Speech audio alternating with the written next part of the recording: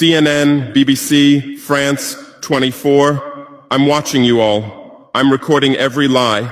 I'm archiving every distortion. I am Ibrahim Traore, and today I'm pulling off your masks. Yes, you heard correctly.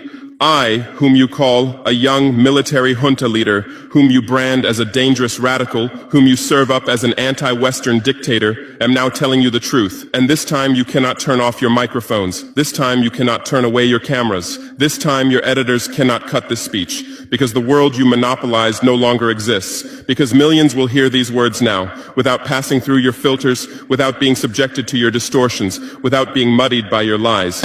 I am 34 years old. Every day of my life, I grew up with your lies. As a child, I would watch Africa on television. Always the same images. Children with flies, dry lands, weapons, death. This is Africa, they told us. This is what Africa is. And we believed it. We were ashamed of ourselves. We were ashamed of our own lands, of our own people. But then I grew up. I read, I researched, I questioned, and I understood that the Africa you showed us wasn't real. The story you told us was a lie. The fate you imposed on us was a script you had written. For years, how have you portrayed Africa? How have you shown it? How have you sold it to your viewers? As if we were creatures who had no share of humanity. As if we were savages left outside of civilization. As if we were wretches waiting for you to save us. Every day, every hour, every minute, the same story plays on your screens.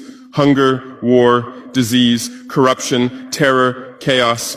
These are the words that come to mind when Africa is mentioned.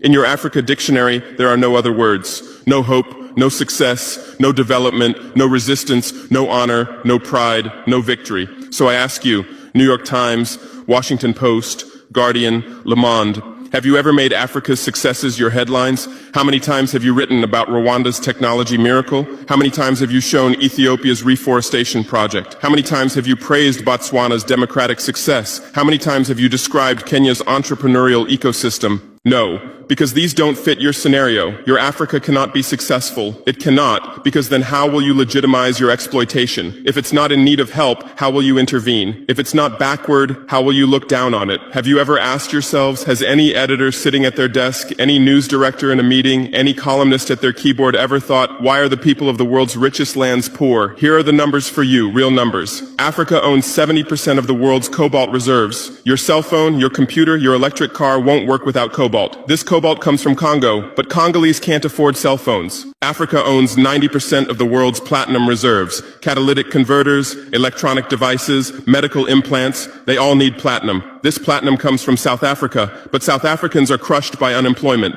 Africa provides 30% of the world's gold production. Mali, Burkina